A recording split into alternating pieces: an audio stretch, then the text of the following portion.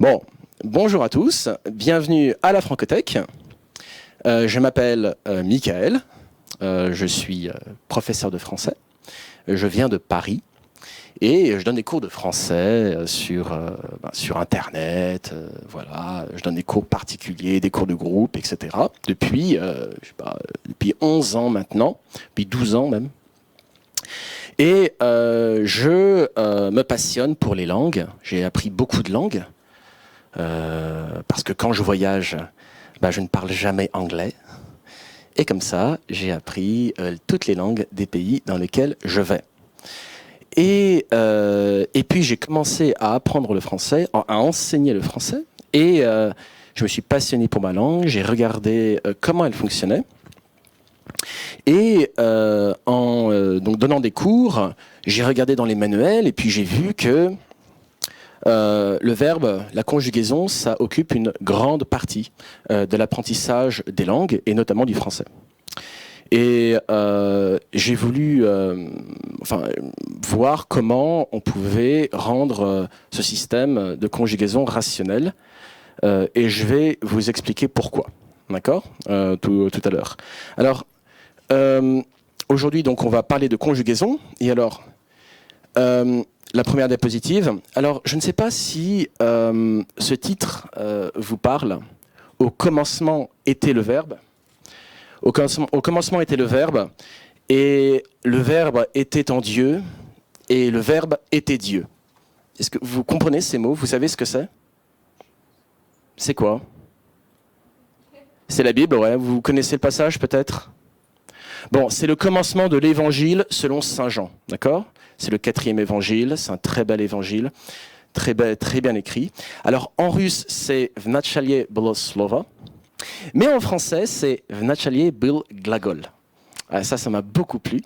Et donc, j'ai choisi d'intituler mon premier slide ainsi, parce qu'effectivement, le verbe, c'est très important. Donc le verbe, en fait, c'est le noyau de la phrase. Le verbe nous sert, dans toutes les langues, à exprimer une action ou un état, bref, à dire quelque chose. Quand on parle, en fait, on fait 3 ou 4 choses différentes. Ça, je ne l'ai pas écrit, mais je vous le dis. Alors, on peut nommer les choses, par exemple, un écran, un livre, je sais pas, un homme, ce que vous voulez. On peut également énoncer des actions. Donc, par exemple, l'homme regarde l'ordinateur. D'accord ? Là, c'est un énoncé. On nomme, on énonce. On peut aussi interjecter. Bon, ça, c'est quand vous faites fou ou bof ou nous et nous. Il n'y a pas de mots, vous ne nommez pas, vous n'énoncez pas, vous interjectez, mais ça fait du sens. Bon, ça, c'est les 3 choses qu'on fait. Donc, pour énoncer, on a besoin de verbes. Et donc, c'est pour cela que les verbes sont très importants. Ce sont les noyaux des phrases. Le problème, c'est que les verbes sont polyformes. Ça veut dire qu'ils prennent plusieurs formes. Alors, il y a des langues, comme par exemple le chinois, où la grammaire chinoise est très, très, très, très simple. Okay ? Les mots ne changent pas. Et donc, vous direz, par exemple, moi, boire, bière. Moi faire ça hier, moi faire ça demain, moi faire ça plus tard. Les mots ne changent pas, ils ne se déclinent pas, nie skłaniająca, ils ne se conjuguent pas, nie splegająca, et ils ne s'accordent pas, nie saglasywająca. D'accord ? Bon, il y a des langues où il y a de la conjugaison, mais elle est très simple. Bon, exemple évident, c'est l'anglais. Okay ? La conjugaison est simple. Vous rajoutez un S à la 3e personne, vous rajoutez ED au passé. C'est simple.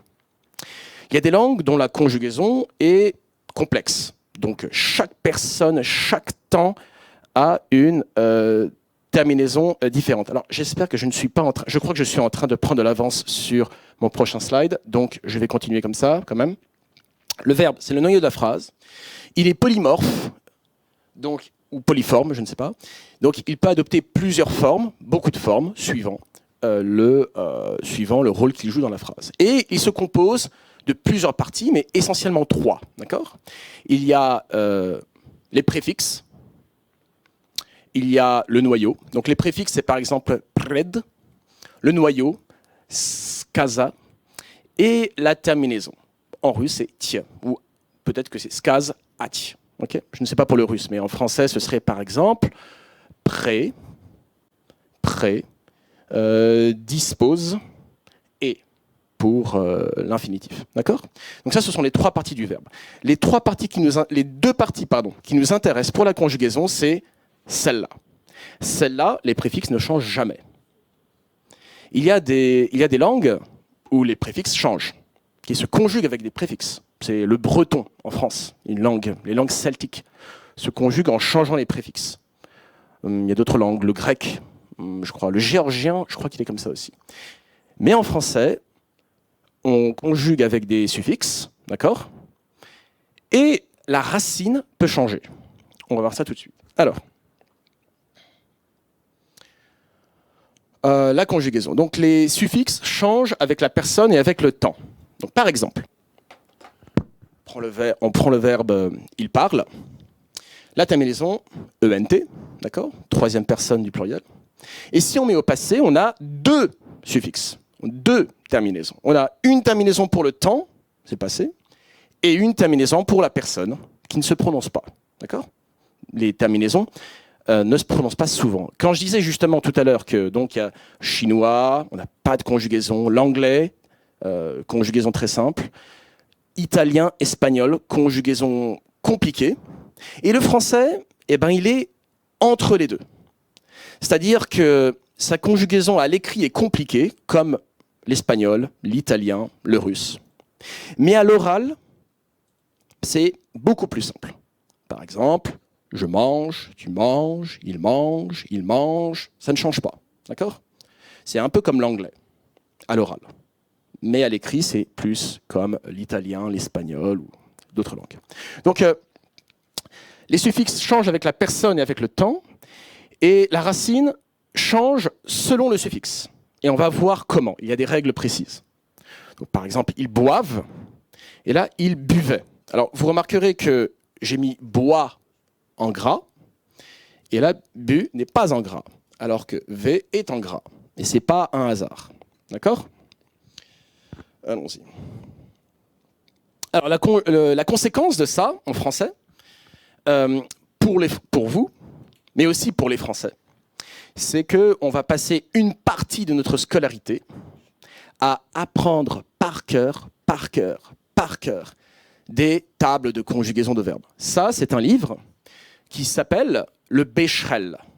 Tous les Français connaissent le Becherel. Clément, là-bas, connaît le Becherel. Il connaît très bien le Becherel. Okay, on connaît tous le Becherel. On a tous souffert avec le Becherel, d'accord ? Les Français connaissent deux livres de grammaire, le Bled et le Becherel. Le Bled, ce sont des exercices, beaucoup d'exercices à trous. Et le Becherel, ce sont des tables de conjugaison, comme vous voyez ici. Okay ? Alors, bon, il y a une centaine de tables, et ensuite, on vous liste tous les verbes qui se rattachent à une des tables. D'accord ?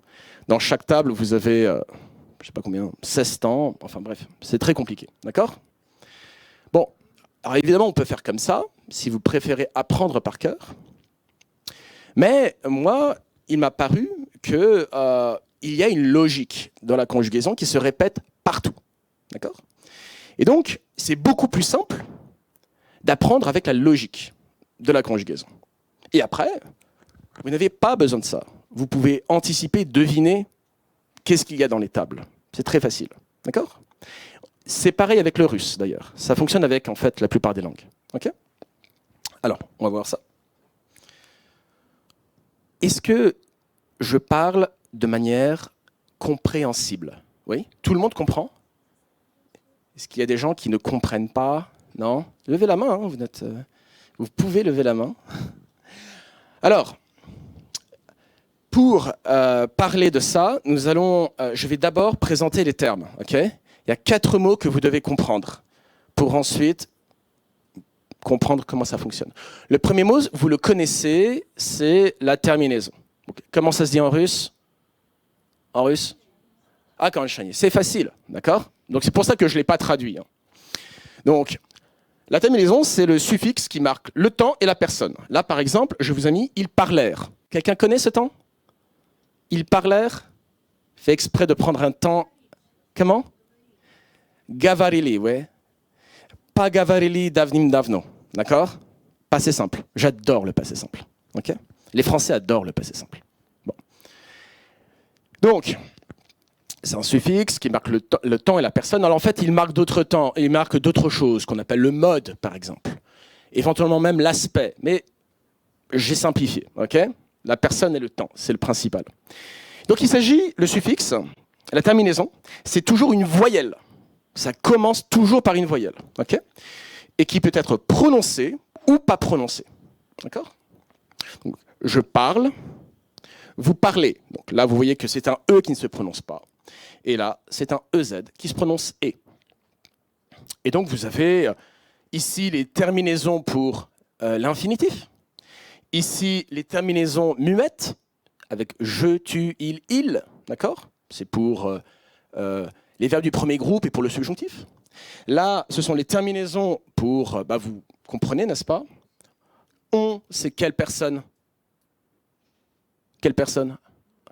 Nous. Ah, et celle-là? Non. Non. Non, c'est quelque chose qui s'appelle le gérondif, messieurs, dames. D'accord? Le gérondif, gerund, d'accord? Et donc, ce sera par exemple en parlant. Gavaria. D'accord? En anglais, ce serait while speaking. Ok? D'accord? Bon. Alors, je l'ai mis avec, ce n'est pas par hasard. Je l'ai mis ici parce que la racine du verbe sera toujours la même qu'avec EZ et avec ONS. Toujours la même racine. Ici, nous avons... Qu'est-ce qu'on a? C'est quelle forme du verbe, celle-là? Comment elle s'appelle en français? Ça s'appelle le participe passé. Okay, et ici, vous devinez c'est quel temps? C'est l'imparfait. Okay, bon, il y a encore d'autres choses, mais ça, c'est les choses les plus importantes. D'accord? Donc, tout ça, ce sont des terminaisons. Ensuite, on passe alors à un mot que vous ne connaissez forcément pas, c'est le pivot. D'accord? Alors, le pivot, ça se traduit à peu près par stelzhin en russe. D'accord? Le pivot, c'est ainsi que j'appelle une consonne qui est entre la racine et la terminaison.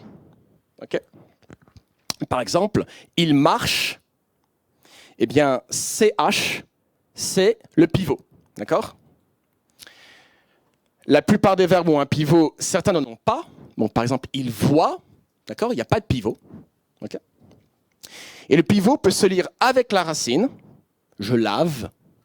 Il peut se lire avec la terminaison sonore. Nous lavons. D'accord? Et c'est pour ça que j'appelle pivot. Le pivot, c'est, par exemple, si je mets la bouteille comme ceci, okay, elle peut pencher par ici, elle peut pencher par là, et puis elle peut simplement être à plat. Bon, ça sert de pivot pour la bouteille. Parfois, le pivot se prononce avec la racine, ok? Parfois, il pivote, il va avec la terminaison. Et parfois, il peut ne pas être là. Et en fait, le pivot, durant la conjugaison, peut disparaître. Et même dans l'infinitif. Il peut ne pas être dans l'infinitif. C'est ça le problème. D'accord? Alors, quel pivot on a? Alors, j'ai mis T, mais en fait, c'est n'importe quelle consonne. Ok? J'ai pris l'exemple de T, mais c'est en fait n'importe quelle consonne. Qui peut être double. Hein? Par exemple, c'est mettre. Ils mettent. Elle peut être avec R ou L après. Alors ça, vous ne le savez peut-être pas, mais R et L, ce sont des consonnes spécifiques dans toutes les langues, mais surtout en français, mais dans les autres langues aussi, en russe aussi. Okay, ce sont des consonnes qu'on appelle des liquides. Ce sont des consonnes qui, lorsque vous les mettez après une autre consonne, vous n'avez pas deux consonnes. Vous n'avez pas exactement une consonne. Moi, j'appelle ça des consonnes et demie.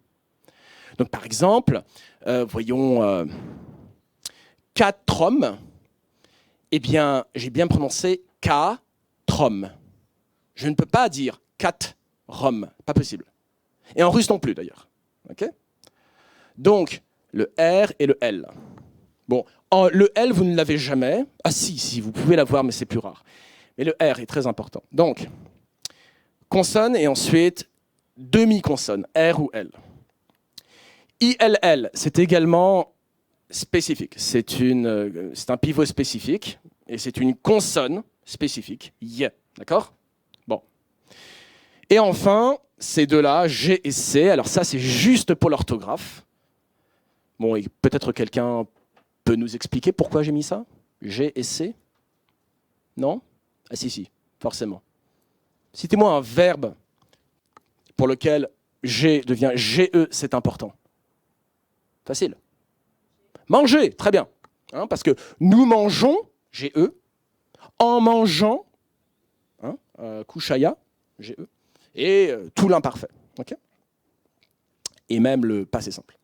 Et puis c'est dit, un verbe, s'il vous plaît. Allez, un peu d'imagination. Nachat. Commencez. OK? Bon. Parfait. Mais ça, c'est uniquement à l'écrit. En fait, c'est pas important. C'est uniquement pour orthographier. Mais quand vous apprenez la langue, si vous voulez parler, ce n'est pas important. Souvent, les manuels mettent ça très en avant et bon, c'est juste de l'orthographe. Bon. Voilà. Donc, le pivot, d'accord? Je l'ai traduit comme stergeń. C'est la consonne qui est entre la racine et la terminaison. Elle fait partie de la racine, mais elle peut se prononcer avec la terminaison, si la terminaison se prononce. D'accord? Alors, 3, l'accent tonique. Ça, vous connaissez ce mot normalement. Alors, en français, c'est un peu particulier. J'explique avant de... En français, on vous a appris, voilà, l'accent tonique. Il va sur la dernière syllabe d'un verbe, d'un nom, et surtout d'un groupe de mots. La dernière syllabe d'un groupe verbal, il ne mange pas, et la dernière syllabe d'un groupe nominal. J'ai vu le directeur. Okay, j'ai vu le directeur anglais. Donc je vais mettre l'intonation sur glais. Okay, mais il n'y a pas vraiment d'accentuation propre aux mots. Mais en ancien français, il y avait, comme en russe maintenant, une intonation spécifique et qui changeait les voyelles. Okay, et du coup, ça changeait la façon dont on écrivait, forcément. D'accord ? Et donc, à cette époque, eh bien, les verbes ont changé. Et c'était une époque où il n'y avait pas encore d'orthographe très précise. Et puis, c'était le Moyen-Âge. L'imprimerie est arrivée. Et là, la langue s'est stabilisée. Et on a gardé... L'accent tonique a disparu des mots, dans les mots. Il n'a plus influencé les voyelles. Mais ce qu'il avait déjà fait comme changement, on l'a gardé.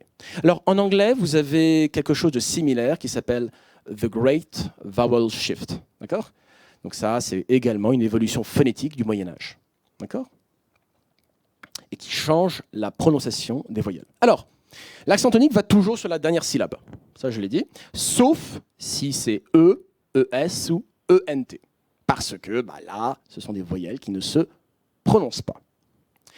L'accent tonique touche la terminaison si elle se prononce. Donc ça, c'est logique. D'accord ? Il touche la racine si la terminaison ne se prononce pas. Donc forcément, il va forcément sur une syllabe. Et si la dernière syllabe ne se prononce pas, comme ENT, eh bien alors, l'accent tonique va sur la syllabe de la racine. Et comme vous voyez, vous connaissez ce verbe, n'est-ce pas? C'est quel verbe? Non, c'est intéressant, voulez. On va faire ça tout à l'heure. Non, mais c'est pas ça. Oui? C'est vouloir. Et vous voyez que vouloir, ok, la racine hors accent, c'est vous, mais dès que l'intonation va sur la racine, ça devient veut. D'accord? C'est exactement, si quelqu'un parle espagnol, c'est exactement comme querer, yo quiero, tu quieres, el quiere, queremos, queréis, quieren. D'accord? C'est pareil, c'est exactement pareil. En vieux français, la racine pouvait changer de voyelle. Alors, c'est ce que je vous ai expliqué, c'est-à-dire que, par exemple, j'ai dit querer, il existe en français, c'est le verbe quérir. On ne dit jamais quérir en français. Clément, va me quérir, s'il te plaît, là. non. Oui, on peut l'utiliser à l'infinitif. Et nous avons des verbes qui sont conjugués, enfin qui sont formés avec quérir. Mais le verbe quérir lui-même, on ne l'utilise pas en français. Mais il existe en espagnol. Eh bien, en ancien français, l'ancien français, il y avait une intonation, et cette intonation, elle faisait que lorsque elle allait sur la racine, eh bien, le « et » de la racine devenait « yé ». D'accord? Tout compris? Bon. Alors, bon, ce tableau est un peu compliqué peut-être, mais bien, je résume et c'est pas la peine de...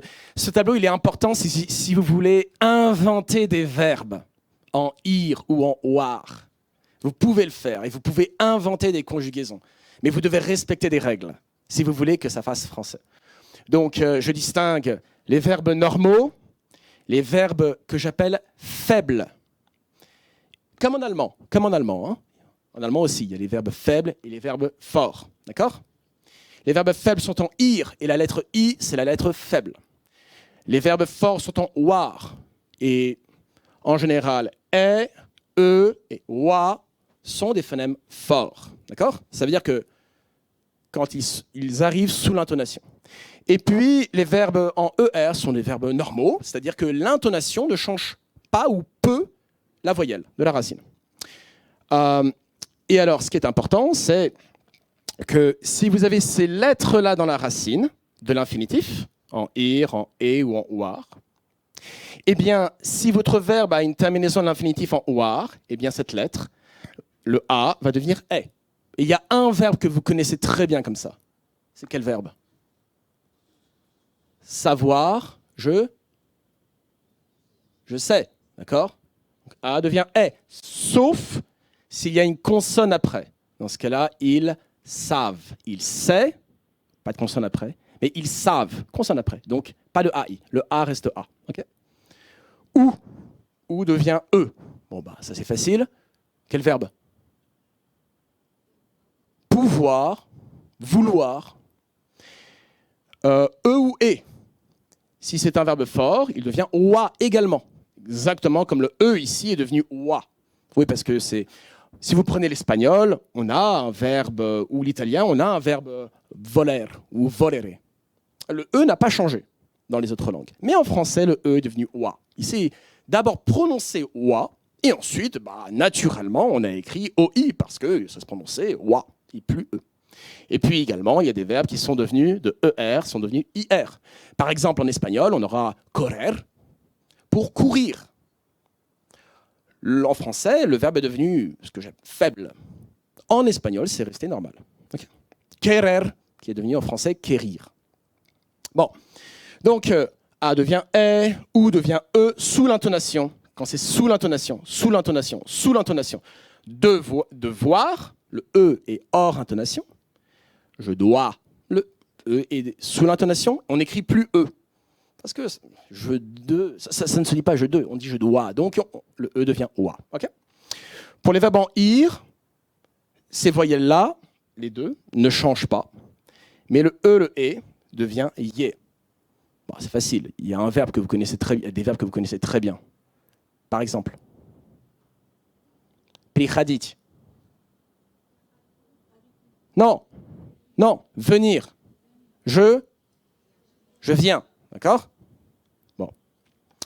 Bon, et puis là, j'ai rajouté ceci. Donc, quand dans la racine, vous avez, en plus de la voyelle, après, vous avez un R, un N, un C. Bon, en théorie, ça ne change pas. Mais bon, c'est un peu... bon, on va laisser ça de côté, d'accord? Et puis, bon, le reste nécessite plus d'explications. On n'a pas forcément le temps pour ça. Et alors, le dernier mot qui est important à connaître, que vous ne connaissez pas non plus, s'appelle la clôture. D'accord? Donc la clôture, c'est simple. Quand vous avez une syllabe, la clôture, c'est la consonne qui est après la voyelle dans la syllabe. Dans une syllabe, vous avez en général une consonne. Vous avez toujours une voyelle et vous pouvez aussi avoir une consonne après la voyelle. Et bien cette consonne s'appelle la clôture. D'accord? On l'appelle la clôture. Donc, j'ai fait une petite faute d'orthographe ici. C'est la consonne finale qui remplace, dans la conjugaison, la clôture, c'est une consonne qui, avec certaines personnes, va remplacer et le pivot, donc la consonne avant la terminaison, et la terminaison elle-même. Donc, par exemple, vous écrivez pivot et terminaison, eh bien, au singulier, et à l'infinitif aussi, et au participe passé aussi, et encore ailleurs, la dernière syllabe, donc pivot et terminaison, disparaît complètement, elle est remplacée par S, j'écris, ou par T, il écrit, d'accord? Ou par R, écrire, d'accord? Donc les clôtures à l'infinitif sont prononcées, c'est toujours R, finir, rire, vendre. Les clôtures au singulier ne sont pas prononcées, fini, ri, vend, d'accord? Alors en général, le pivot disparaît, mais parfois la clôture rappelle le pivot qui ne se prononce pas, mais qu'on écrit. Okay, bon, il y a une règle pour savoir, qui est assez simple. Mais voilà, vendre, DS, la clôture inclut le pivot, qui ne se lit pas, mais qu'on écrit. L'accent tonique tombe sur la racine. Oui, alors, quand vous avez une clôture, l'accent tonique tombe toujours sur la racine, parce qu'il n'y a pas de terminaison. Donc forcément, il tombe sur la racine. Okay, il ne peut pas tomber ailleurs. Donc conduire, conduit. Et la racine ne change pas en fonction de la prononciation de la clôture. Oui, alors, quelle que soit la clôture que vous avez, qu'elle soit prononcée ou qu'elle ne soit pas prononcée, la racine ne change pas. Donc, peindre, pain, pain, pain, pain, pain, pain, voilà, ça reste pain, d'accord, ça ne change pas. Viens, viens, viens, viens. Si vous écrivez S ou T, ça n'a aucune importance. Si vous avez R, dr, on s'en fout. Ça n'a aucune importance, ça ne change pas. Très bien. Alors, attendez, j'espère que j'ai bien... Oui, voilà, les clôtures, les voilà. Donc à l'infinitif R, R, E, et puis également D, R, E, T, R, E, je sais pas, V, R, E, etc. Les clôtures du singulier, okay. Le X, il n'y a que 3 verbes, et c'est juste de l'orthographe. Hein. Moi, je voudrais que l'Académie française supprime ce X, enfin, je veux dire, remplace ce X par un S. Je veux dire, en fait, on appelle ça une coquille. C'est une coquille du Moyen-Âge. Les moines, ils écrivaient des X à la fin pour une raison que j'ai oubliée. Et quand on a inventé l'imprimerie, on a gardé les X pour 3 verbes. Mais pourquoi ces 3 verbes? Je ne sais pas. Mais on les a gardés. Ah oui, je sais. Il y avait un L avant le S. Et quand il y avait un L avant le S, on le remplaçait les deux par X. C'est complètement stupide. Moi, je voudrais qu'on écrive « je veux » V-E-U-S. Voilà, moi, c'est normal. On a aussi donc les clôtures qui gardent le pivot, mais le pivot ne se prononce pas. Donc je vends, je mets, je vins. Il n'y a pas biège d'ailleurs. Et ça, c'est le parfait. Bon, c'est le passé simple. Ça ne vous intéresse pas. Alors, commençons par les infinitifs. Bon, ça va être un peu... bon, il y a 3 cas plus 1. On va peut-être pas s'ennuyer avec ça. Je vais vous montrer tout de suite le résultat. Mais donc, racine atone, c'est la racine sans le ton, pivot, terminaison sonore. Bon, voilà. On a marcher, courir, pouvoir. C'est un cas possible. Racine tonique. Bon, franchement, je vais peut-être pas vous ennuyer avec ça. Mais retenons juste une chose, d'accord? L'infinitif peut avoir une terminaison. L'infinitif peut ne pas avoir de terminaison, être avec une clôture, mais cette clôture inclut le pivot, rendre, mettre, vivre, et peut aussi ne pas inclure le pivot. Donc, par exemple, conduire. Un excellent exemple, c'est écrire et vivre. Dans écrire, il y a juste « re », et dans vivre, c'est « vrai ». Et pourtant, vous êtes d'accord que nous vivons, nous écrivons. Voilà, dans écrire, il n'y a pas le pivot dans l'infinitif, dans la clôture, alors que dans... On aurait pu dire écrire, on aurait pu dire vire, mais bon, non. Et puis, alors, il y a une petite catégorie spéciale, c'est le deuxième groupe. Eh bien, il est exactement comme celui-ci, sauf que il y a pas de la racine n'est pas concernée, c'est un suffixe. Okay, le deuxième groupe est entièrement composé de noms, d'adjectifs, auxquels on a ajouté un suffixe qui est « is ». D'accord ? Donc, par exemple, la fin, je finis, ils finissent. Okay ? Par exemple, la réussite, réussir, réussissent. Grand, grandir, grandissent, etc. Les verbes du deuxième groupe, c'est quasiment que ça. Pas intégralement, mais presque que ça. Donc c'est exactement comme ici, sauf que ce n'est pas une racine, c'est un suffixe. Mais bon, ça ne change pas. Alors, donc, ça c'est une image. Alors, imaginez, vous vous souvenez qu'au commencement était le verbe, d'accord ?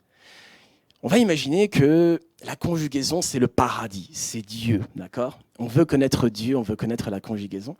Donc imaginez ça, derrière, il y a le paradis, ok ? Donc ça, c'est le mur du paradis. Et ça, c'est la porte du paradis. Il y a Saint-Pierre, etc. Il faut franchir la porte. Alors, il y a donc une porte avec 2 battants et il y a un mur. D'accord ? La partie gauche du mur, c'est la base de la racine. Okay ? Je vais vous donner des exemples. Je crois que j'avais mis un exemple, il a disparu. Bon, c'est pas grave, mais dans parler, ce serait P. D'accord ? Il y a l'axe. Alors, l'axe, c'est la voyelle de la racine. Donc, par exemple, ce serait art, dans parler.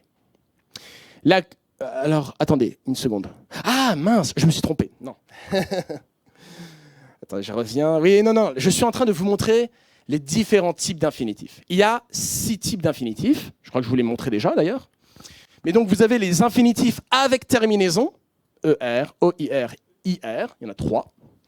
Et vous avez les infinitifs avec clôture. Et il y en a 7. Mais en fait, il y en a 1, 2, et les autres, ils sont sur le même principe. Ils rappellent le pivot. D'accord ? Donc c'est très, très, très, très vrai. Okay ? Donc voilà, on a 2 types d'infinitifs, et c'est ça le problème en français. C'est un gros problème pour conjuguer en français. C'est ce qui fait que, en fait, quand vous allez avoir un verbe en war ou en ir, vous ne pouvez pas, enfin vous pouvez, mais il faut connaître les règles, mais vous ne pouvez pas savoir comment exactement le conjuguer. Okay ? Et c'est ça qu'on va voir. Alors, le présent, alors je vais plutôt vous montrer tout de suite le... Voilà, ok. Alors, j'ai pris l'exemple du verbe partir. Donc j'ai pris 3 cas, ok. Premier cas, l'intonation va sur la terminaison, nous partons. Deuxième cas, l'intonation va sur la racine et nous avons le pivot, ils partent. Troisième cas, l'intonation va aussi sur la racine et le pivot a disparu, d'accord ? Qu'est-ce qu'on obtient ? On obtient ceci. Alors, le verbe partir, ok ? Donc, je n'ai pas mis ici les intonations, mais nous aurions partir, partons, partez, partant. Donc, intonation ici. Et ici, l'intonation ne peut pas aller ici parce qu'il n'y a pas de syllabe et ici, ENT ne se prononce pas. Et donc, je pars, tu pars, ils partent. Ok ? Et tous les verbes font comme ça. Alors, je ne vais pas vous parler du subjonctif et de l'imparfait. J'avais prévu de le faire, mais je ne connais pas le temps, je ne regarde pas le temps. J'aimerais bien garder du temps pour les questions à la fin. Donc, j'abrège, mais en fait, le subjonctif et l'imparfait fonctionnent pareil et sont encore beaucoup plus simples que le présent. Okay ? Parce qu'en fait, avec le subjonctif, ici, nous allons avoir des terminaisons E, ES, E. Et donc, ce sera exactement la même chose. Tout sera pareil. Et ici, on aura I, ONS, I, EZ. Enfin bref, voilà, nous n'avons que 2 cas. Partions, partiez, d'un côté, avec intonation sur la terminaison, et puis partent. Voilà, sur la racine. Et avec l'imparfait, c'est vraiment le plus simple. Toujours intonation sur la racine, sur la terminaison. Donc c'est je partais, tu partais, il partait, nous partions, vous partiez. C'est facile. Okay ? Le français, c'est très facile. Voilà. Et alors, on arrive au problème.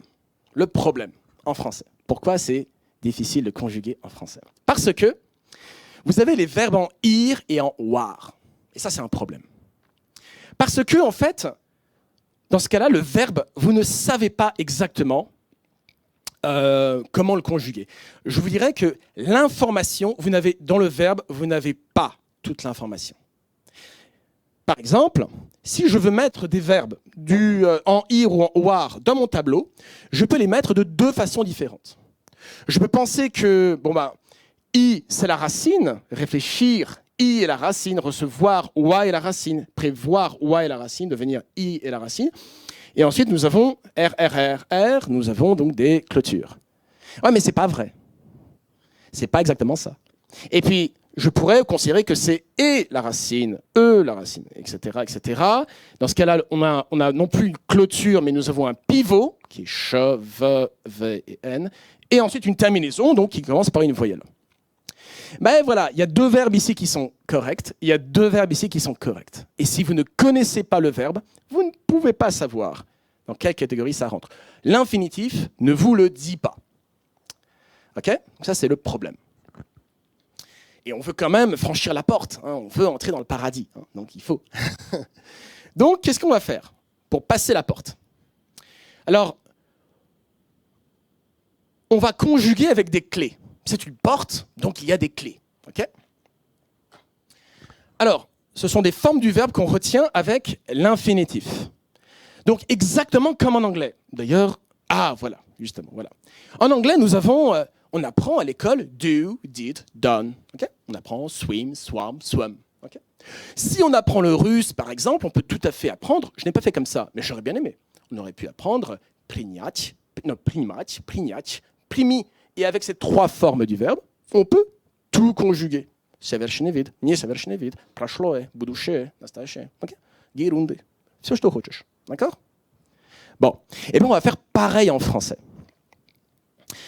Comment est-ce qu'on va faire? En fait, on va prendre donc des formes du verbe qu'on va retenir avec l'infinitif, comme en anglais, comme en russe, comme on peut faire en russe, et qui vont nous permettre de connaître, de deviner toutes les personnes de tous les temps. Alors, petite chose, vous savez que le français, c'est quand même la langue des exceptions, et en règle générale, il y aura toujours au moins une exception à chaque règle. Par exemple, il y a un verbe où ça ne marche pas, ceci. À votre avis, c'est quel verbe? C'est facile. Quel est le verbe le plus irrégulier de la langue française, de toutes les langues? Bah oui, c'est facile, hein. Toutes les langues, to be, être, ser, estar, быть, bah, быть. Oh, быть. Comment on dit je suis en russe? Ya? Non. Non. On dit я есмь. Я есмь. Ты еси. Он есть. Мы есмы. Вы есте. Они? Они что? Они? Они сут. Ok? Они сут. Ok? Exactement comme en français. Ils sont Ani sout. Alors, il y a yesme, je suis, le français a changé. Te yesi, tu es. C'est exactement pareil. Ce sont des langues indo-européennes. Elles ont la même racine. Elles ont évolué différemment, mais la racine est la même. Et si vous regardez le verbe bit dans la Bible, dans les récits bibliques, dans les vieux textes, eh bien, la conjugaison ressemble au français. Bon, on passe à la suite. Alors, la clé qu'on va retenir, quelle clé va nous ouvrir la porte? Donc, quelle forme du verbe va nous être utile? D'accord? Par exemple, en russe, принять, et j'ai pris l'impératif, primi. Okay? En anglais, en général, on va prendre donc swim, swam, on va prendre le prétérit, mais s'il ne change pas, donc c'est pratique. Donc, on prend toujours la même forme. En français, on va prendre toujours la même forme aussi. Alors, oui, alors là, c'est ce que je vous expliquais. Dans pouvoir, est-ce que, quand on voit ce verbe pouvoir, est-ce qu'on a un préfixe pou, une racine voix et une clôture R? Et dans ce cas-là, le verbe serait il pouvoit. Ou bien est-ce qu'on a une racine pou, pas un préfixe, mais une racine pou, un pivot V et une terminaison oir? Et dans ce cas-là, on aurait bien il pouve, mais c'est le verbe pouvoir, pas le verbe pouver. Et dans ce cas-là, c'est ils peuvent. Hein, parce que le ou devient e quand c'est un verbe fort, donc un verbe en oir. Donc, on va prendre en fait une forme où il y a une racine tonique, une racine qui reçoit l'intonation. D'accord? Donc c'est forcément je, tu, il ou il. Et on veut également une racine où il y a un pivot, parce que parfois le pivot n'est pas dans l'infinitif. Eh bien, dans ce cas-là, c'est facile. On ne va pas aller chercher le subjonctif, on ne va pas aller chercher n'importe quoi. On prend la troisième personne du pluriel. D'accord? Et c'est vachement pratique, parce que, pour les verbes du premier groupe, on peut par commodité prendre l'impératif, acheter, achète, mais bon. Alors, c'est très pratique parce que si on revient, voilà, si vous revenez sur le Becherel, ou si vous allez sur Wiktionary par exemple, eh bien c'est facile, vous avez votre infinitif. Mettons que vous êtes en train, pardon, je m'emporte, vous êtes en train de lire un livre. Vous avez vu un texte, vous avez vu un verbe, un infinitif. Et vous voulez savoir comment il se conjugue. Vous pouvez regarder le Becherel. Mais après, vous voulez vous souvenir comment il se conjugue. C'est simple. Vous regardez l'infinitif, savoir. Bon, c'est un mauvais exemple, savoir. On va prendre devoir. Devoir. Et vous retenez la dernière personne du présent. Okay ? Ils doivent. Devoir, ils doivent. Facile. Juste ça. Devoir, doivent. Parce que dans le verbe devoir, vous avez bien l'intonation sur la terminaison, voir. Et dans ils doivent, vous avez l'intonation sur la racine. Donc vous savez comment fonctionne la racine. Okay ? Le E devient OA. Et vous êtes certain que le V, c'est bien le pivot. Okay ? Ce n'est pas la base de la racine. Bon, ça, c'est un peu compliqué quand je vous explique, mais ça se comprend normalement. Alors, on est allé un peu trop loin. Voilà. Alors, comment ça se passe ? Eh bien, donc, on va chercher cette troisième forme du pluriel. Okay ? Donc, pour les verbes que je vous ai donnés tout à l'heure, réfléchir, ça serait réfléchissent. Recevoir, reçoivent. Prévoir, prévoient. Devenir, deviennent. Parce que la troisième personne du pluriel, elle se termine toujours sur une terminaison. Toujours. L'infinitif, il peut se terminer sur une clôture ou sur une terminaison. On ne sait pas. Bon, quand on a un verbe du premier groupe, on sait. C'est une terminaison. Si on a un verbe en dre, on sait. C'est une clôture. Mais si on a un verbe en ir ou en oir, on ne sait pas. Parce que le i, le oa, peut être dans la racine, comme voir, ou peut-être dans la terminaison, comme pouvoir, voir, pouvoir. Souvent, les gens peuvent se tromper. Les étrangers peuvent se tromper. Okay ? Ils peuvent dire il pouvoit. Ou il. Je ne sais pas. Enfin. Donc, on a la terminaison. Et on sait qu'avant la terminaison, s'il y a un pivot, eh ben, il est avant la terminaison. Donc, on a le pivot. Alors, verbe réfléchir, verbe du deuxième groupe. Le pivot de S. Et on ne l'a pas, le pivot, dans l'infinitif. Donc, on va retenir réfléchir, réfléchissent. Et c'est bon. Recevoir, alors le V, effectivement, il est bien dans l'infinitif. Par contre, effectivement, mon E est devenu OA. Recevoir, reçoivent. Okay ? Prévoir, prévoit. On n'a pas de pivot. Et devenir, deviennent. J'ai deux N et E devient IE. Alors, je regarde, j'espère ne pas... Bon, ça, c'est ce que je vous ai expliqué.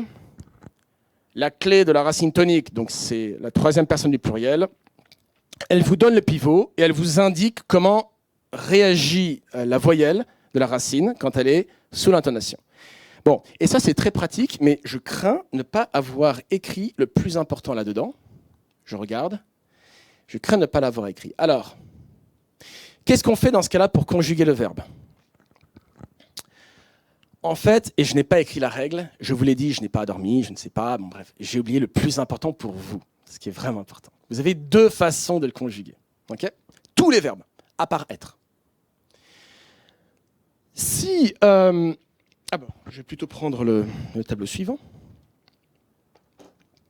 Voilà, donc réfléchir, réfléchissent.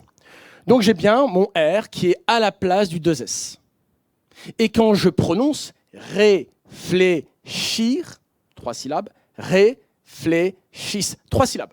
Okay ? Donc le R remplace le 2S. Le 2S est donc le pivot, il n'est pas dans la racine. Comment est-ce qu'on conjugue ? Je suggère de faire comme ça. Pour faire je, tu, il, on prend l'infinitif, on enlève le R. Je réfléchis, tu réfléchis, il réfléchit. On passe de il, singulier, à il, pluriel.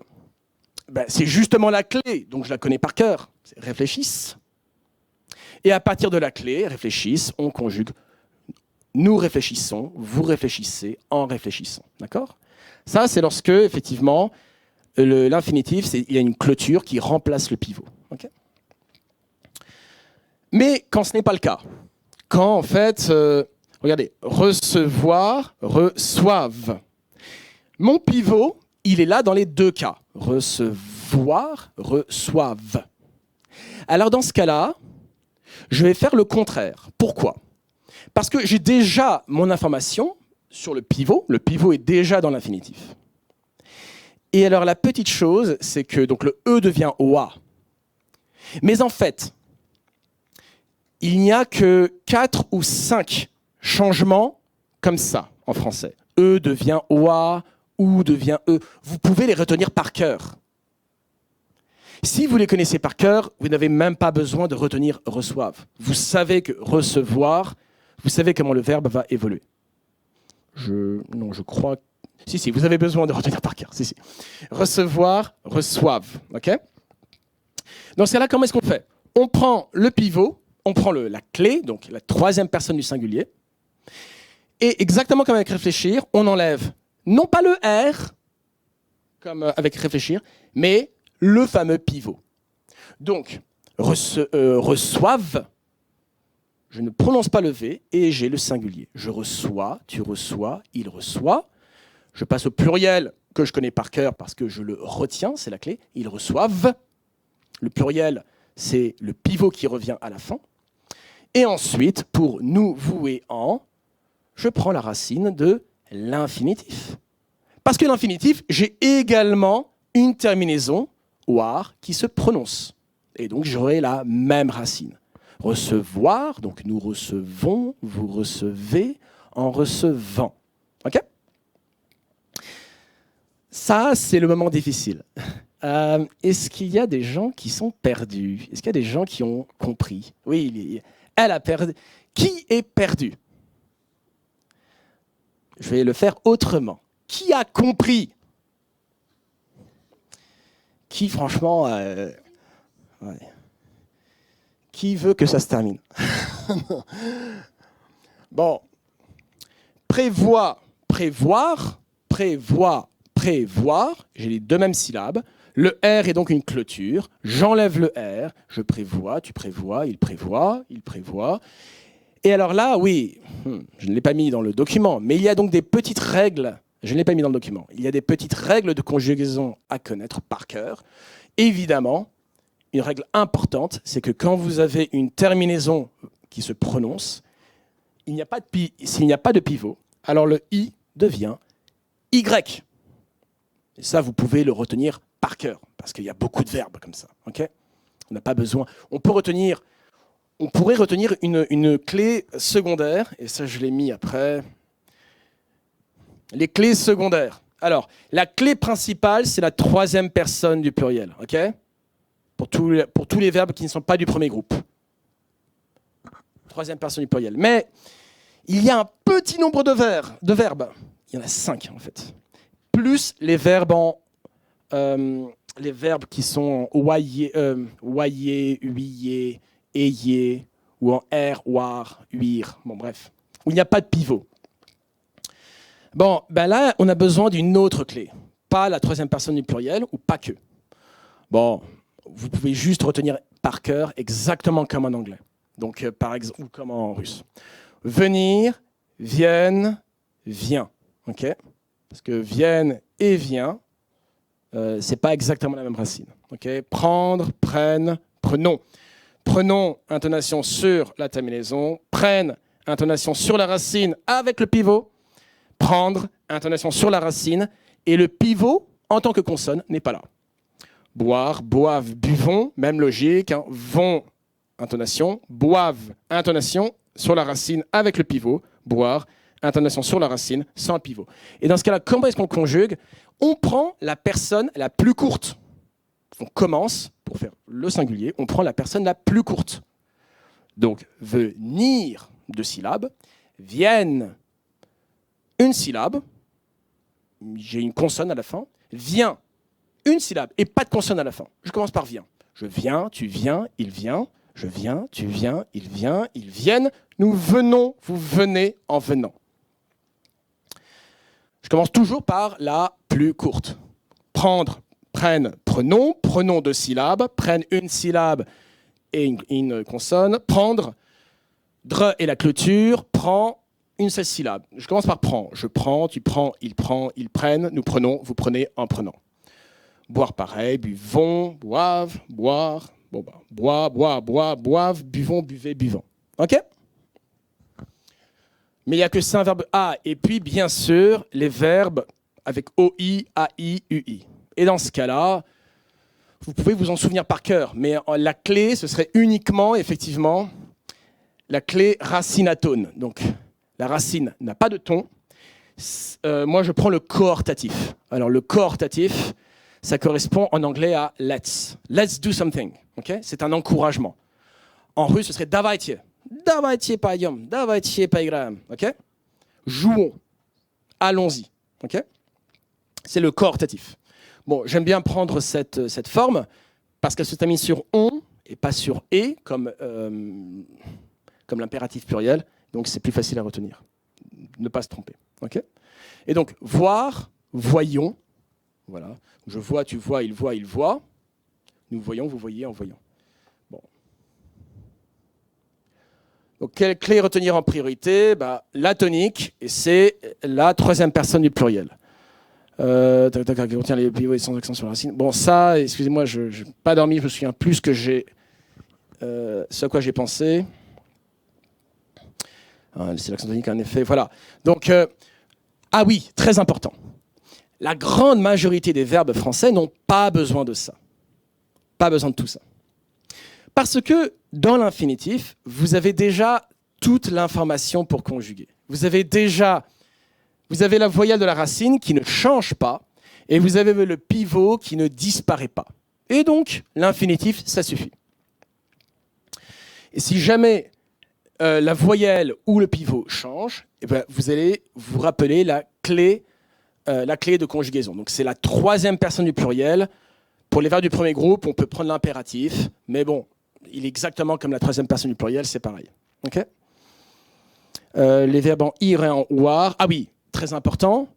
La différence entre les verbes en ir et war et les verbes du premier groupe en et, c'est que quand on a ir et war, le pivot disparaît au singulier. Donc si vous aviez, imaginez un verbe partez, par exemple, et le verbe partir. Eh bien, le verbe partir, vous le connaissez, je pars, tu pars, il part, mais si c'était le verbe partez, eh bien, ce serait je parte, tu partes, il parte, forcément. Le pivot reste. Donc, quel est le sens de cette division entre et, ir et war? Eh bien, quand vous avez un verbe en et, donc du premier groupe, le pivot reste, toujours. Et la racine, si elle change, c'est uniquement le e qui devient est, ou bien le y qui devient i. Mais c'est tout. C'est facile. Les verbes en ir, la différence avec les verbes en et, c'est que le pivot, donc le t ici par exemple, disparaît au singulier. Alors que les verbes du premier groupe, le pivot ne disparaît pas.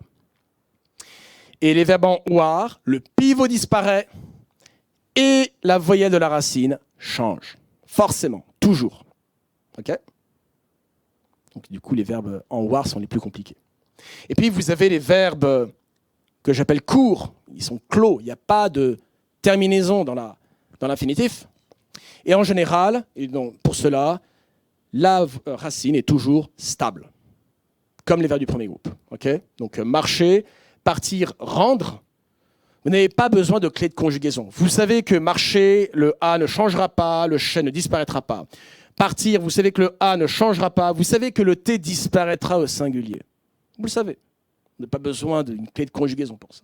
Rendre, vous savez que le D, c'est le pivot, et vous savez que vous l'écrivez au singulier, mais vous ne le prononcez pas. Donc, pour des verbes comme marcher, partir, rendre, et c'est 90% des verbes français, on n'a pas besoin de clé de conjugaison. On peut, au début, peut-être, se rappeler pour l'accent tonique. Mais c'est facile, c'est toujours un accent grave ou bien un Y qui devient I. Il n'y a que deux possibilités. Voilà, bon, ça que je vous l'ai mis. Pouvoir, peuvent. Pouvoir, ils peuvent. Et comme je vous ai dit, les verbes en war, non seulement la racine change, la voyelle de la racine change, mais en plus, au singulier, le pivot disparaît. Il est remplacé par la clôture. OK ? Ouais, alors, quand vous avez des verbes simples, vous vous souvenez de mon histoire de porte, les verbes simples, c'est comme une porte ouverte. L'infinitif vous dit déjà tout ce qu'il y a à savoir pour conjuguer le verbe. Donc, comme en anglais, il n'y a pas besoin, vous pouvez tout de suite conjuguer sans problème. Vous avez juste besoin de vous rappeler des terminaisons au singulier. Okay, les terminaisons qui ne se prononcent pas, hein. C'est le premier groupe, les verbes en ER. Ou bien, pour les verbes qui ne sont pas du premier groupe, SST. Et puis, pour certains verbes qui sont en DRE, les clôtures avec pivot, DS, DSD. Je ne surveille pas l'heure, en fait. Bon. L'infinitif des verbes plus compliqués, alors, c'est comme une porte qui est fermée à clé. Okay, les verbes qu'on vient de voir avec une clé de conjugaison. Imaginez la porte, elle est fermée à clé. Okay, et vous avez besoin de la clé pour l'ouvrir. Okay, donc c'est la clé tonique qui permet de l'ouvrir, donc de conjuguer. Imaginez que cette porte, non seulement il y a une clé, mais il y a aussi un code. Donc la clé, c'est ce pivot qui disparaît ou qui ne disparaît pas, vous voulez savoir. Et le code, vous pouvez connaître par cœur le code. Il n'y en a que 4 ou 5. O devient E devient OA, des choses comme ça. Le code, vous pouvez le connaître par cœur. Mais si vous ne le retenez pas par cœur, il sera toujours dans la troisième personne du pluriel. Pouvoir, ils peuvent. Si la racine de l'infinitif est tonique, alors la clé donne nous, vous, en. Oui. Donc, pouvoir, peuvent, comme je vous ai dit, on conjugue sur la forme la plus... On commence la conjugaison sur la forme la plus courte. Pouvoir, peuvent, j'enlève le V, je peux, tu peux, ils peuvent, nous pouvons, vous pouvez, en pouvant. Lire, lise, les deux formes sont égales. Je fais pareil, mais je vais sur l'infinitif, j'enlève la clôture. Pas le pivot, ici, mais la clôture. Je lis, tu lis, ils lisent, nous lisons, vous lisez en lisant. Et en fait, si vous me suivez, bon, je ne sais pas pour ceux qui suivent, en fait, ça revient exactement au même, en fait. Finalement, pourquoi prendre l'infinitif plutôt que la clé, là ? On n'a qu'à prendre la clé. Oui, mais il y a une petite catégorie de verbes qui est les verbes en indre. Peindre, peigne. Peindre, peigne. Et là, la racine n'est pas exactement la même. Okay, donc, il vaut mieux, dans ce cas-là, prendre l'infinitif. Peindre, on enlève le dra. Je peins, tu peins, il peigne. Nous peignons, vous peignez en peignant. OK ? Et bien sûr, le subjonctif et l'imparfait, c'est exactement la même chose. Okay, que je peigne, que tu peignes, qu'il peigne, que nous peignons, que vous peignez, qu'il peigne. Avant, je peignais, tu peignais, il peignait, nous peignions, vous peignez. Oui, donc les 5 verbes, là, boire, prendre, venir, tenir et quérir, bon, ben, c'est comme une porte fermée avec une double serrure et vous avez besoin de vous rappeler pas une clé, mais 2 clés. Okay, et il n'y en a que 5. En anglais, il y a 300 verbes. Swim, swam, swam, do, did, done. Je ne sais plus. Voilà, il y en a plein. En français, il n'y en a que 5. Vous avez besoin de 3 formes. Okay, voilà, c'est les verbes prendre et boire. Vous voyez, je les connais par cœur. Bon, on s'en fout du détail, on ne va pas... Oui, et donc, il y a certains verbes qui sont comme une porte entrebâillée, donc entr'ouverte. C'est-à-dire, il faut pousser un peu. Pousser la porte, c'est faire l'effort de se souvenir des changements réguliers. Donc le E qui devient E accent grave sous l'intonation. Acheter, achète. Okay, si l'Olibrius qui est au fond pouvait arrêter de rire, ce serait vraiment très très bien. De voir, doivent. Donc pour tous les verbes du troisième groupe, le E devient OA. Et même dans l'infinitif, le E est devenu OA. Parce qu'en espagnol, deber Je ne sais plus comment ça se dit en italien, mais c'est peut-être devere, je ne sais plus. Debere. Non, c'est debere aussi, avec deux B. Donc, deber, debere. Vous voyez qu'en italien, le E est resté, mais en français, il est devenu wa. Et donc, si dans la conjugaison, la syllabe de la terminaison disparaît, l'accent tonique, il ne disparaît pas. Il va sur la syllabe précédente, il va sur la racine. Et dans la racine, il y a un E, et le E devient aussi wa. C'est logique. Pareil avec ou, qui devient E. Donc, vouloir devient veulent. Okay. Pareil avec savoir, qui devient je sais, tu sais, il sait, mais c'est le seul verbe, comme ça. Et puis, bien sûr, comme je vous ai dit, ouais, les Y, ei, oi, ui, qui deviennent e, wa, ui. Donc, voir, voyons, envoyer, envoie. Okay, c'est la même règle, c'est tout pareil. D'accord? On a I qui devient Y lorsqu'on a une terminaison, une voyelle qui se prononce. Si la voyelle ne se prononce pas, ça reste I, exactement comme avec la clôture. Et voilà, c'est le dernier slide. Donc, préparez vos questions. Bon, oui, bah, c'est tout simple en fait, hein, c'est ce que je vous dis. C'est-à-dire que les verbes en OAR, il y a deux changements à se rappeler. Deux changements. Le E devient OA, le OU devient E. C'est tout. C'est tout. Donc vous n'avez pas besoin de clé de conjugaison en fait. Si vous vous rappelez ces deux changements, vous pouvez inventer des verbes avec dans la racine E et OU et avec en terminaison OAR et vous pourrez les conjuguer. Je sais pas, n'importe quoi là. Vas-y. Couvoir. Eh bien ce serait je que, tu que, il que. Ils cavent, nous couvons, vous couvez. C'est facile. Je peux le faire d'instinct. Je n'ai même pas pensé là. Bon, je ne peux pas demander à Clément parce que je sens qu'on va obtenir des résultats. Bon, les pivots. Excusez-moi, un truc important. Les pivots, ya, vra et fre. Donc par exemple, recueillir, ouvrir, offrir. Alors, c'est ce que j'appelle des consonnes et demie. Ce n'est pas une consonne. Bah, vous voyez bien que ce n'est pas une seule consonne. Hein. Il y en a... Mais ce n'est pas deux consonnes. Ce n'est pas exactement deux consonnes. Okay, jamais vous n'allez... Parce qu'elles ne sont pas sécables. Ça veut dire qu'on ne peut pas les couper. Quand vous prononcez syllabiquement, par syllabe, vous ne pouvez pas découper. Vous ne direz pas offrir, offrir. Ce n'est pas possible. Vous diriez offrir. Vous ne diriez pas découvrir. Non, vous diriez découvrir. Okay, les consonnes ennemies, donc c'est une consonne et R ou L après, ne sont pas sécables. Tout comme ch et ñ. Vous savez, comme campagne. Bon. Et donc, qu'est-ce qui se passe? Normalement, un verbe en ir, c'est SST.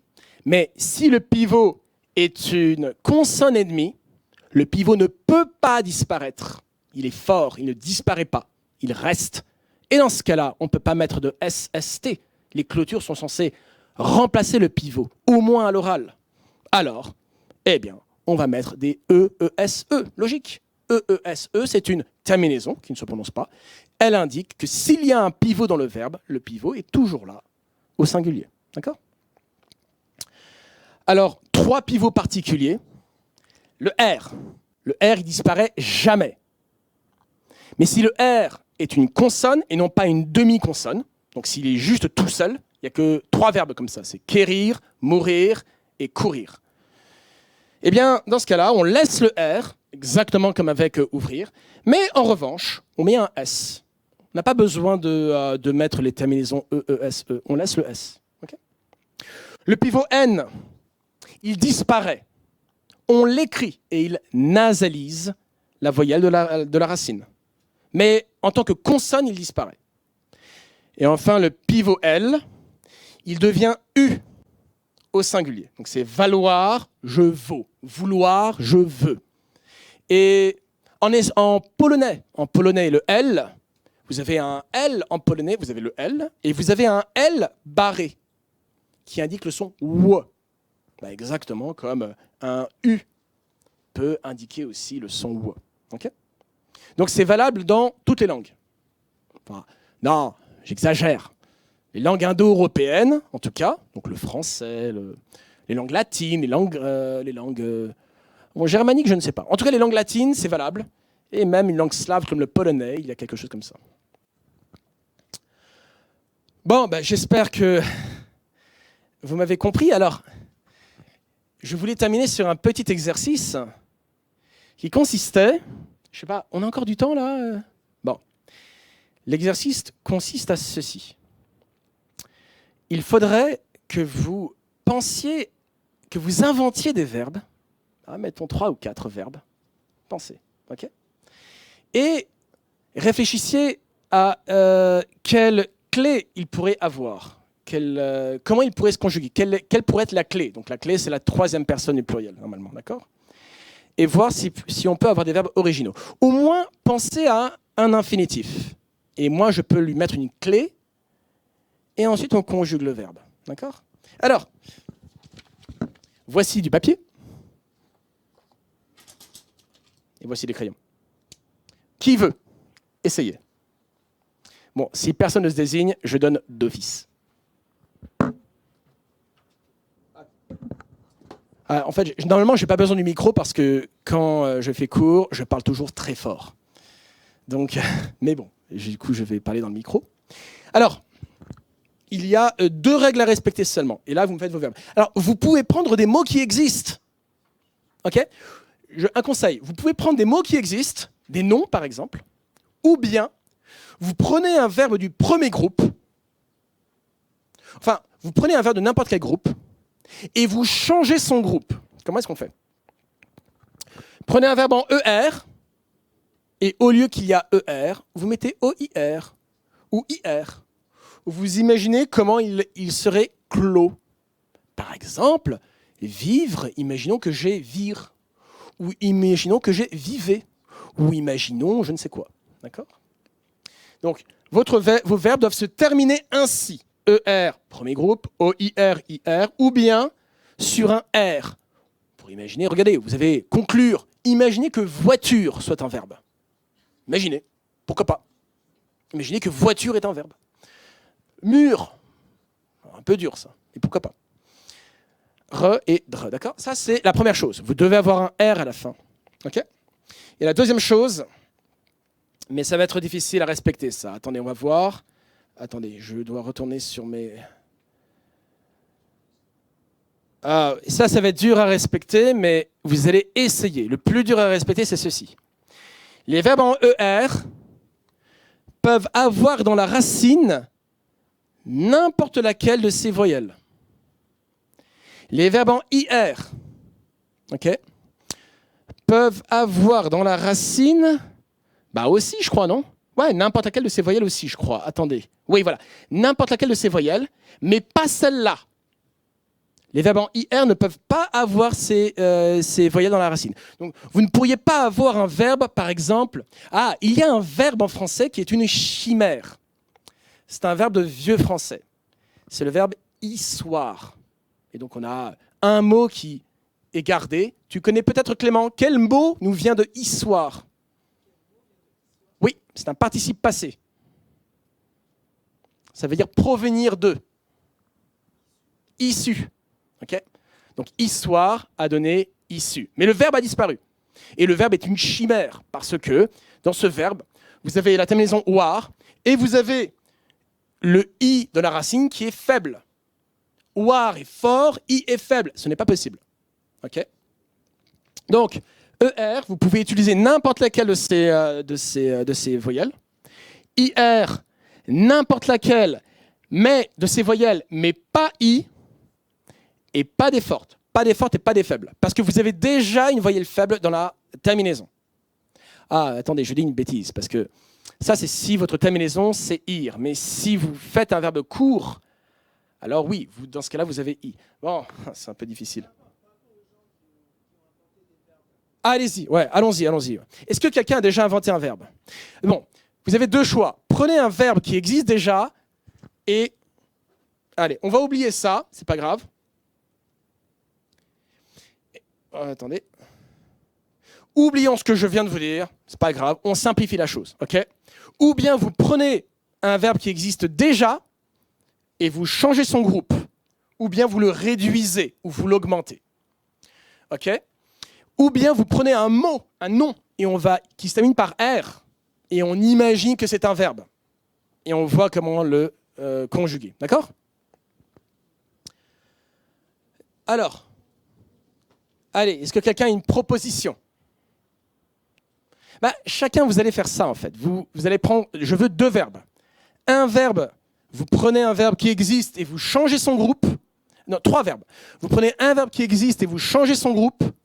Un verbe qui existe et vous l'allongez en lui mettant une terminaison à l'infinitif ou en enlevant sa terminaison à l'infinitif.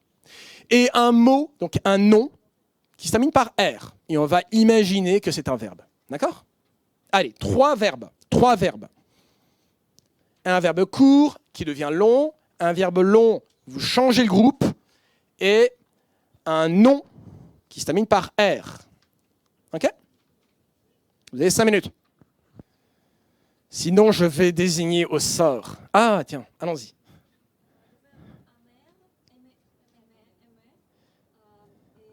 Émir. Émir, ouais. Alors le problème d'un verbe qui serait émir, c'est que, bon, bien sûr, c'est pas tellement important, mais le truc, c'est que tu ne respectes pas la règle que le verbe est faible et tu lui mets une racine forte. Ça ne marche pas. Émir ne marche pas. Mais imaginons un verbe émoire. Bon, alors ça ne marcherait pas parce que ça ne marcherait pas non plus parce que vous avez terminaison forte, racine forte. Mais imaginons un verbe amoir. Là, ça marche. Amoir. Comment ça pourrait se conjuguer, ça? Alors, amoir, ça ferait... Tiens, Clément, tu as une idée? Amoir, comment ça pourrait se conjuguer, ce verbe? Alors, très bien, oui. Et nous amoyons.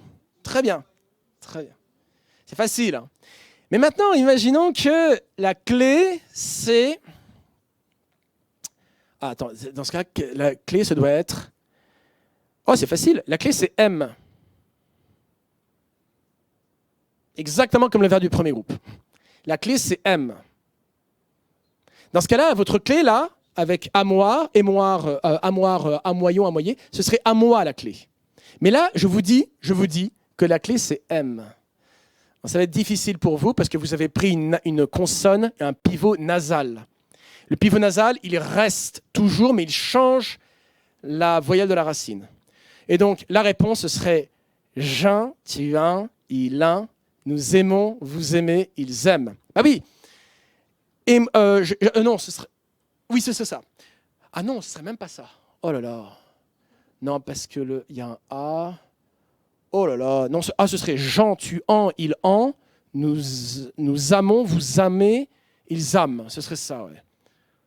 Donc le M deviendrait nasal, ferait une voyelle nasale et ne se prononcerait pas. Jean, tu en, il en. Nous amons, vous aimez, ils ament. Ok, bon. Un autre verbe. Allez. Proposition. Toi. Oui, toi. Oui, toi. Oui, toi. Tu as un verbe? Habiter. Bon, habiter, c'est un verbe du premier groupe. Mais alors, très bien. On en fait un quoi? Un verbe faible, un verbe fort, un verbe réduit. Alors, on va prendre habitir. On va en prendre 2. Habitir. Comment? Alors, ni habitoire, ni habitir ne pourraient fonctionner. Pourquoi? Bah oui, pourquoi? Mais parce que dans la racine, vous avez i. I est faible. Et une terminaison forte, une terminaison faible ne peut pas avoir une racine faible ou forte. C'est pas possible. Ouais. Ouais. Bon, très bien. C'est assez très compliqué pour les personnes qui ont déjà l'habitude d'apprendre par cœur. C'est génial, votre méthode. Elle est très intéressante. Passons aux questions d'ailleurs. Oui. Oui. Non, continuez, oui, je vous écoute. J'ai dit tout ça. C'est tout. Alors, ce que je pense, c'est que, bon, d'une part, je vous ai balancé en 1h30 quelque chose il faut plusieurs cours pour ça. D'accord? La première chose. Plusieurs cours, mais pas une. Bien sûr. Mais là, le but, c'était bien de faire ça en un cours. La deuxième chose, c'est que si vous êtes habitué à apprendre par cœur, alors apprenez par cœur. C'est pourquoi nous vous invitons chez nous pour continuer ça, Ah, merci beaucoup. Oui. si c'est possible. Bon, j'avoue, effectivement, c'est abusé un peu de ma part de exiger en plus que vous teniez compte des règles. Comment est-ce qu'on doit former des verbes? Bon, c'est vrai. Bon, par exemple, habitir, ce serait j'habite, tu habilles, il habille, nous habitons, vous habitez, ils habitent. Et habitre, pareil. Mais bon, mais oui, vous avez raison, ça peut être compliqué. Là, l'exercice que je vous demande est compliqué. Hein. Vous devez inventer des verbes. Mais par contre, ça ne sert pas à ça. Ça sert à ce que vous reteniez facilement des verbes. Vous avez, je sais pas, conduire, conduise, fini. Vous connaissez votre verbe. Conduire, conduise, 2 syllabes, 2 syllabes. Je prends mon infinitif, j'enlève r. Conduit, conduit, conduit, conduise, conduisons, conduisez, conduisant. Ok ? Bon. Bon, est-ce qu'il y a encore des questions ? Merci pour votre remarque et vous avez raison, bien sûr. C'est pas facile, d'accord ? Moi, excuse-moi, Michael, j'ai pas de questions, mais je voudrais juste que tu parles, que tu racontes comment tu as créé tout ce système, les conditions dans lesquelles tu as créé, et raconte-nous, parce que ça vaut le coup quand même. Alors, en fait, je n'ai pas créé ce système. Hein. C'est la langue qui fonctionne comme ça. Donc ça, c'est voilà. Et puis, si vous regardez sur Internet, vous allez réussir à trouver ça sur Internet. J'ai juste compilé ce qui existe déjà. Donc c'est pas extraordinaire non plus. Mais en fait, je sais pas, peut-être parce que je suis français ou c'est juste mon caractère qui est comme ça. Je suis très systématique. J'ai toujours besoin qu'il y ait un système. Qui est un système logique. Et c'est quelque chose qui peut tourner à l'obsession. L'obsession, ça veut dire que je rentre chez moi, je pense à ça, je dors, je pense à ça, je rêve de ça, je prends ma douche, je pense à ça, je sors de chez moi, je pense à ça. Et d'ailleurs, je marche dans la rue, je pense à ça. C'est pratique parce que si j'habite à 20 minutes du métro, je suis à peine sorti du métro que je suis déjà arrivé chez moi parce que tout le long du trajet, je pensais à ça. Voilà. Si on peut dire comme ça, oui. Les recherches, oui. Grammaticales, scientifiques. Oui, oui, si vous voulez. Bon, c'est pas... Mais Clément, tu n'as pas besoin de vérifier cette théorie. Elle fonctionne. C'est pas une théorie, elle fonctionne. Tu peux pas... Tous les... Non. Pas presque. Tous les verbes. Je connais tous les verbes. Vous ne pouvez pas me citer un verbe.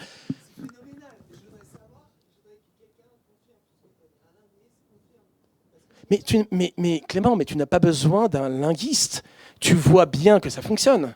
Pourquoi tu as besoin? Tu crois que tu n'es pas assez intelligent toi-même pour utiliser ton propre cerveau et bien comprendre que ça fonctionne? Mais quel est ce manque de... Enfin, je ne sais pas, c'est ce qu'il y a cette humilité mal ordonnée.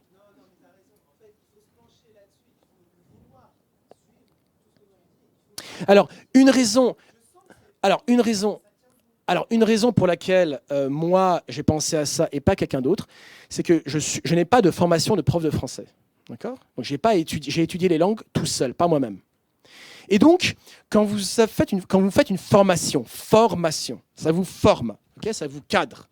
Et vous êtes formé à penser d'une certaine manière. Okay, et ça formate. La formation, elle formate. Et moi, comme je ne suis pas formé à la base, pas formaté du coup, eh ben, des choses qui paraissent évidentes pour d'autres et indiscutables, bah moi, je vais les discuter. D'accord, mais pourquoi ? D'accord, bon, alors voyons. Et pourquoi c'est comme ça ?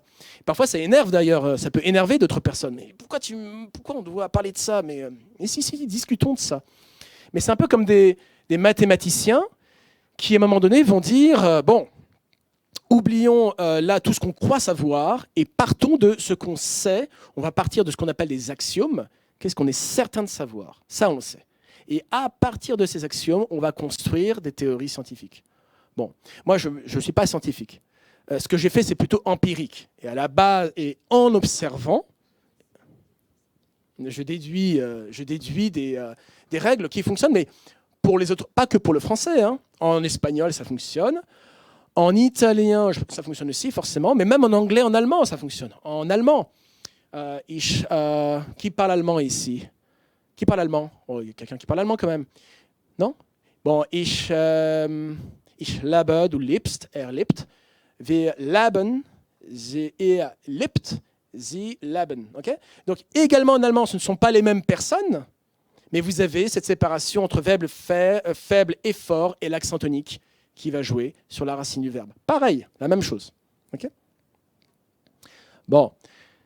Est-ce que quelqu'un a compris quelque chose à ce que j'ai expliqué? Ouais?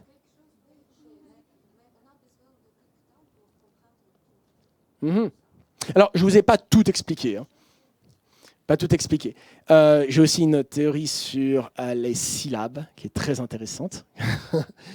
J'ai une théorie qui est sur les accents, mais j'ai encore d'autres trucs. Et même sur la conjugaison, il reste des petites choses. On n'a pas vu le passé simple, on n'a pas vu les participes passés. C'est l'essentiel déjà. On n'a pas vu les pronoms. Bon, voilà. Mais voici l'essentiel. Mais en fait, c'est vraiment pas compliqué. C'est juste qu'en 1h30, je vous ai balancé tout le fondement. Donc c'est un peu, voilà, ça fait beaucoup en français, expliqué rapidement. Bon, est-ce que quelqu'un a encore une question? Non? Des questions, peut-être? Oui, voilà. Excusez-moi, oui.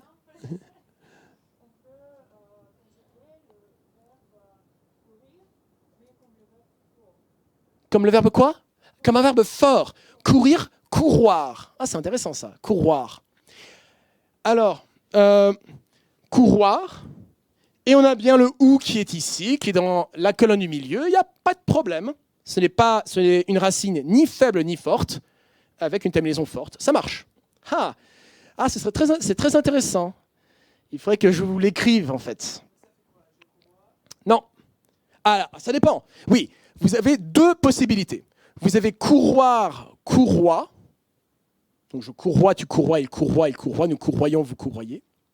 Mais maintenant, si je vous dis que la clé, ce n'est pas courroie. La clé, c'est cœur. Courroir, cœur. Et en plus, il serait compliqué à écrire. Mais je sais comment l'écrire. Mais le ou devient e. Le ou devient e. D'ailleurs, cœur, cordial. Dans les noms également, vous avez les mêmes, excusez-moi, j'ai oublié de le dire, mais dans les noms, vous avez les mêmes évolutions. Par exemple, vouer quelqu'un aux gémonies, donc c'est le destiné aux gémonies, c'est le destiné à l'enfer. Un vœu. Okay? Vous avez les mêmes changements dans les noms, hein, ce n'est pas que les verbes, c'est aussi les noms, ça marche aussi. Alors, couroir, eh bien, ce serait cœur. Pourquoi? Parce que ça pourrait être courroie, bien sûr, courroir, courroie. Mais sinon, si c'est une terminaison oir, alors c'est cœur. Pourquoi? Parce qu'on a dit, le R ne peut jamais disparaître et le OU devient E. Et donc, comment ça ferait? Vous pouvez le conjuguer. Donc, courroir, cœur. Allez-y, je. Au pluriel, il. Nous. Cou. Pourquoi ion? Courons, vous. Il. Il, cœur. Très bien. Vous voyez, ce n'est pas si compliqué. Alors, pour l'écriture, je parierais, moi, sur un ou. Vous auriez deux possibilités. Vous pourriez l'écrire comme le cœur, celle-ci. Je cœur, tu cœur, il cœur. Ou vous pourriez l'écrire comme comment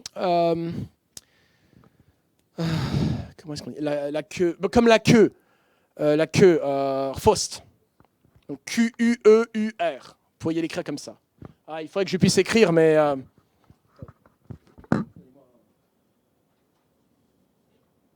ça pourrait donner. Il y aurait deux possibilités orthographiques. Donc ce serait le verbe couroir. Et la possibilité numéro 1, ce serait je, cœur. Et la possibilité numéro 2, ce serait je,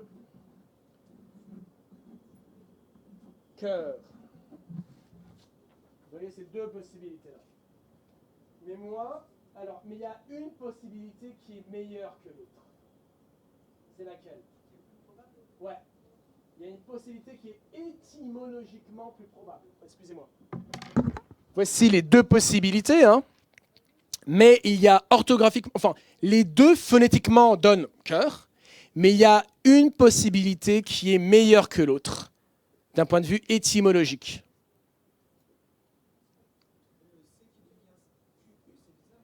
Ben non, le C qui devient QU, c'est normal, mais vous avez le O qui disparaît. Et je vais terminer là-dessus quand même. Le français, c'est une langue super riche. C'est une très belle langue et c'est une langue magique.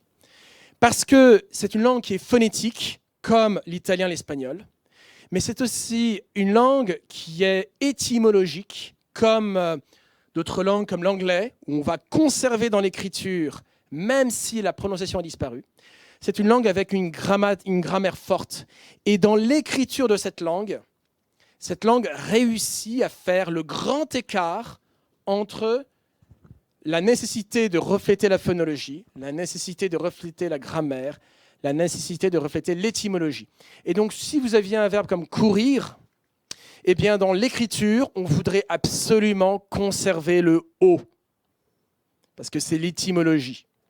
Donc, si j'écrivais Q-U-E-U-R, le « o » a disparu, ce n'est pas joli. On veut conserver le « o », et donc on va écrire comme ça, je cœur.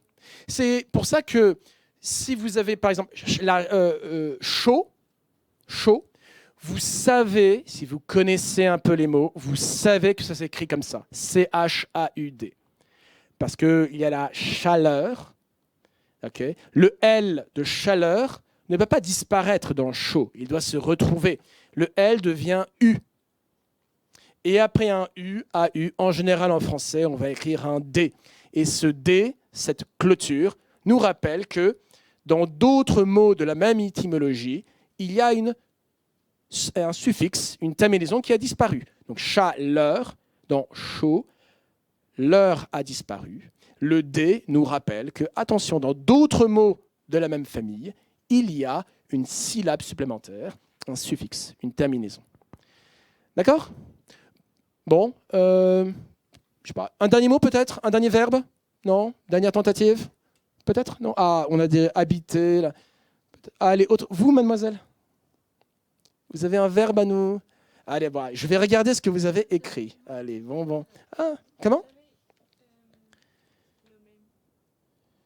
Ouais, pleure. Pleure, oui. Pleure, ce serait... Ah non, pleure, ce serait possible. Vous pourriez faire un verbe pleure. Ouais. Ouais. Et donc, dans ce cas-là, je pourrais vous donner une clé qui serait... Oh, on va faire ça. Oh, c'est intéressant. Pleure. Je vais vous donner une clé bizarre. Allez. Pleure. Ah. Pleuse. Ah non, ça va être trop compliqué. Non, mais ça va être pareil avec le reste. Attendez. Allez. Pleure. Plub. Alors, c'est une plub. Là, le pivot, c'est quoi le pivot ? Plub. Le pivot, c'est B. Et B en pivot, c'est seulement les verbes du premier groupe. Donc là, ça nous fait un verbe bizarre. C'est un verbe qui n'existe pas, bien sûr. Pleure, plub. Alors là, ce serait quoi la conjugaison ? Pleure, plub. Pleure. Combien de syllabes ? Une. Plub. Combien de syllabes ? Plub. Ben, une syllabe aussi. Pleure, plub. Et donc, elles sont aussi longues l'une que l'autre. Vous prenez l'infinitif, vous enlevez re, et vous conjuguez. Ça fait pleu, pleu, pleu, plub, pleubon, pleubé. Voilà. Si vous deviez inventer un verbe comme ça. Et je vais maintenant laisser la parole à l'intervenant suivant. C'est toi, n'est-ce pas ? Très bien. Alors, excusez-moi, oui, très important. Donc, dans 1 heure, il y a un quiz par ce monsieur, féru d'histoire. Et, excusez-moi, mesdemoiselles, ne partez pas si vite. Samedi, il y aura une conférence que j'animerai sur l'écologie. Et vous allez apprendre ou partager vos expériences de tri des déchets, de recyclage, de compostage. C'est très important quand on est un citoyen responsable de ne pas produire de déchets. Le composteur. Mais non, tu as raison, c'est vrai que le composteur, c'est l'objet où on composte. Donc un compostier, ouais. Je viens de... Et j'ai pas dormi, hein, c'est ce que j'expliquais. Il faut. Bon, allez.